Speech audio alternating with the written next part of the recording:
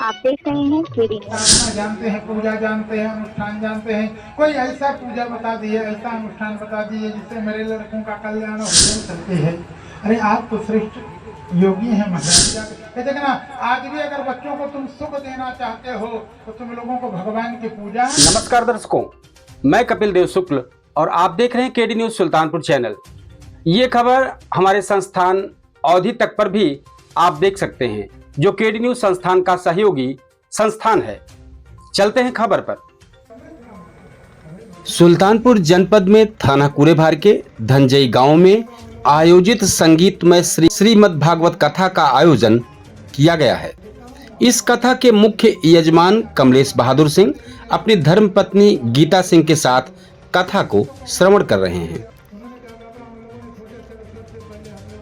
भागवत कथा का आयोजन संगीतमय तरीके से किया गया है, जिसमें श्रोता भक्ति भाव से कथा का आनंद ले रहे हैं। श्रीमद् भागवत कथा हिंदू धर्म में एक महत्वपूर्ण धार्मिक आयोजन है, जिसमें भगवान श्री कृष्ण की लीलाओं का वर्णन किया गया है। साथ ही ऐसे आयोजनों से समाज में एकता और भाईचारे की भावना को बढ़ावा मिलता है। श्रीमद् भागवत कथा में आध्यात्मिक ज्ञान और जीवन के मूल्यों के बारे में बताया जाता है।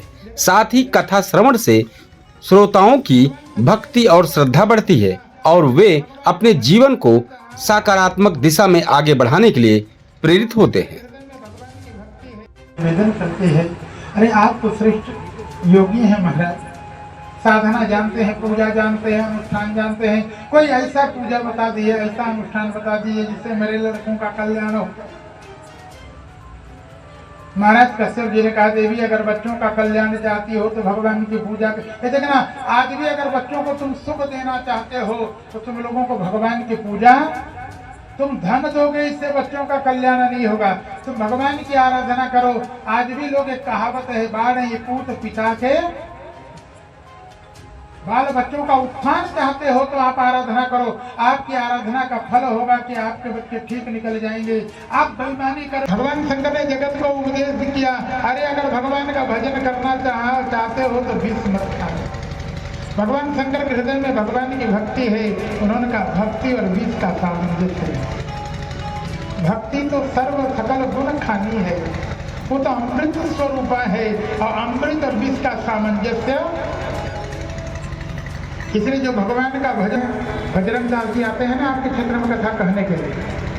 बजरंग दास जी को कितने लोग जानते हैं? हाथ उठाओ। जाना था ना बजरंग दास जी को? जब बजरंग दास जी कथा नहीं कहते थे तो इनके घर हम बहुत जाते हैं। अभी फिर जाने वाले हैं। उनकी पत्नी हमारी शिष्या है, फिर कुछ लोग उनके परिवार के मंत्र लेने वाले हैं। भगवान ने कहा, भोले बाबा का दरबार है, चलो वहाँ से क्या कल्याण। भगवान शंकर पार्वती के साथ विहार करते हैं। इधर देता भोले बाबा की जय हो, भोले बाबा की जय हो। सबको जय जयकार करते सुन करके जगदम्बा का मन गदगद हो। पार्वती जी ने कहा, बाबा आज मैं कृत हो गई। मैंने ऐसा पति पाया है कि त्रैलोक में उसका गुणगान गाता। शंकर जी ने कहा, देवी लेकिन तुम इनको नहीं जानते। जो जय जय कर रहे हैं हम इनको भली भांति समझने कोई गरज पड़ी होगी।